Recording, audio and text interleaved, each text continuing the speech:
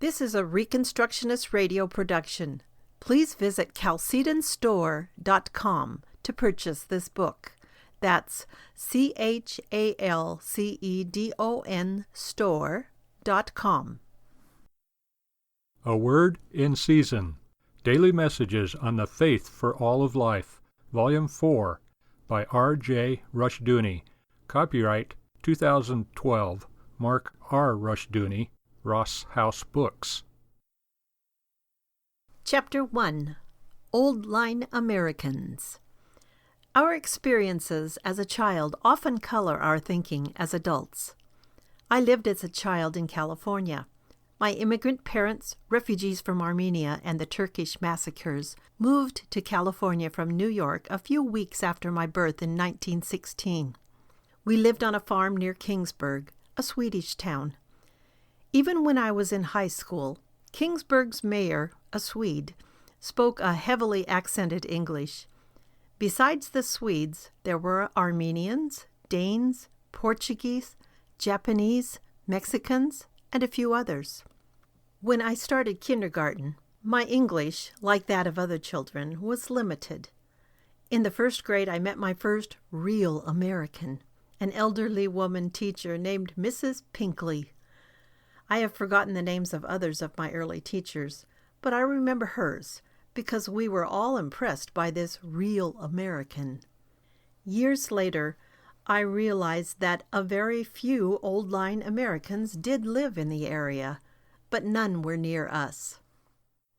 In the early 1920s, when my father became pastor of an Armenian church in Detroit, we left by train for that city.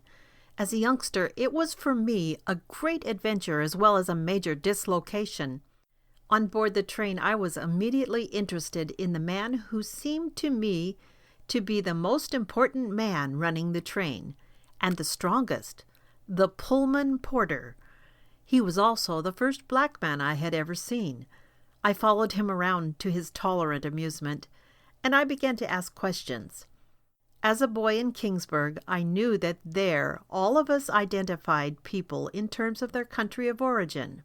What country does your family come from? Accordingly, I asked him the same question. And what language did they speak? The answers were surprising. He came from Chicago, and his family from Alabama. His grandparents, Alabama. His great-grandparents, his great-great-grandparents. He was amused. As far back as I know, Alabama. And all spoke English. I then knew that I had met my second real American. Looking back years later, I realized how right I was. Apart from the Indians, most of us are immigrant stock of relatively recent origin. Two groups have a long history here, the English and the Negroes, and both have English names and deep roots in the United States. These two groups best qualify as Old Line Americans and real Americans because their lives, culture, and outlook are most formed by an American tradition. The United States is their country in a deeper sense. The presidential candidacy of Jesse Jackson was a noteworthy step in American history, but it was not without some unhappy aspects. In particular, Jackson played the role of the black outsider demanding entrance. Valid reasons for this stance are by no means lacking, but the more important and positive facts that need emphasis and development is that of the insider. My perception as a child was right. Blacks are Old Line Americans. As such, they have a major stake in American life in the protection and development of their country.